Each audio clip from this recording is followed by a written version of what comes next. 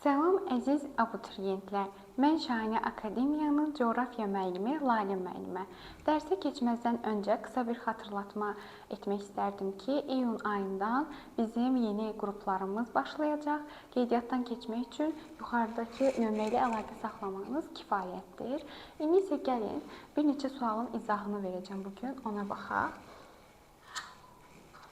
Deməli, birinci sualda Süveyş və Panama bəhrəzlərinin oxşar əlamətini bizdən istəyir. Oxşar əlaməti olaraq baxaq görək hansı variant daha uyğundur. Sakit və Atlantik okeanları arasında yerləşirlər. Sakit və Atlantik okeanları arasında yerləşir Panama bərzəxi, amma bizdən oxşar əlamət istədiyinə görə biz A-nı götürə bilmərik. Süveyş bərzəxi Atlantik və Hind okeanları arasında yerləşdiyinə görə, yəni bu D variantında çıxa bilərik. Çünki bizdən yenə qeyd edim ki, oxşar əlamət istəyir. Hər ikisindən gəmiçilik kanalı çəkilmişdir. Bəli, B variantı doğrudur. Ortaq əlamət kimi götürə bilərik. Afrika materikində yerləşir. Bu da oxşar əlamət deyil.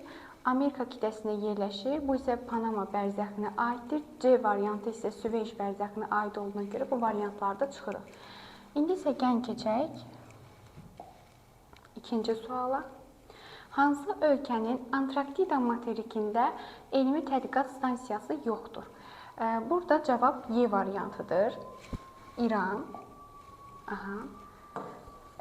Yeni Zelandiya, Böyük Britaniya, Avustraliya, Yaponiya və eyni zamanda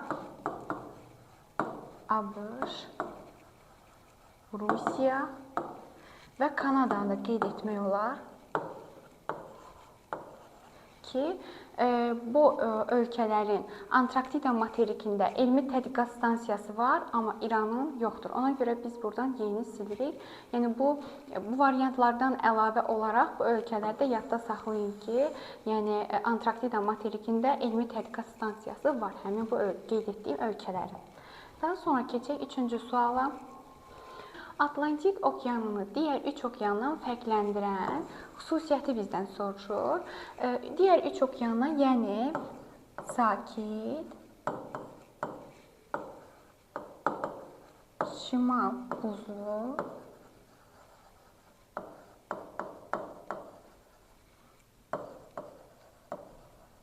və Hind okeanı.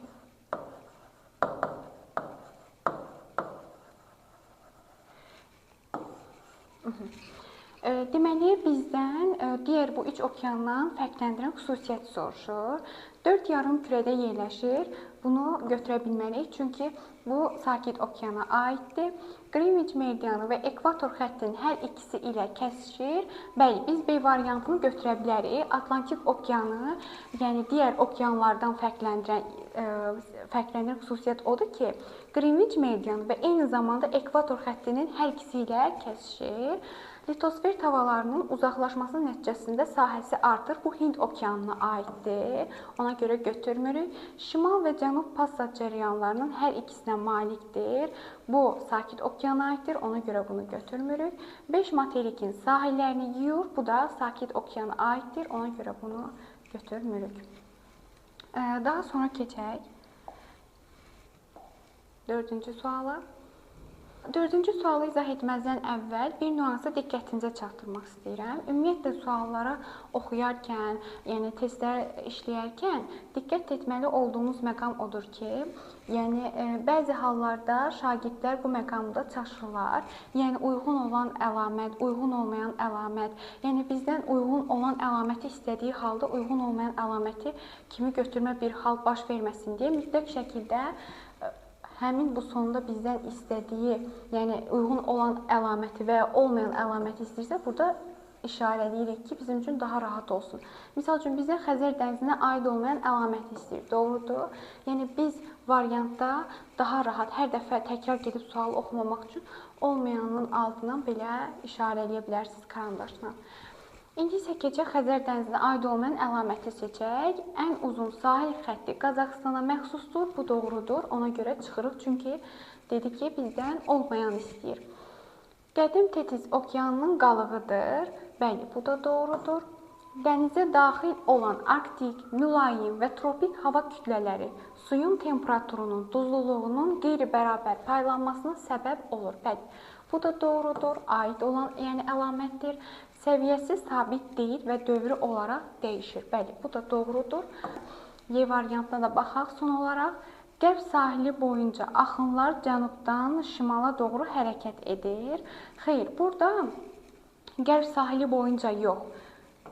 İlk öncə bunu düzəldək. Şərq sahili boyunca axınlar cənubdan şimala doğru hərəkət edir. Ona görə burada cavab Y variantıdır.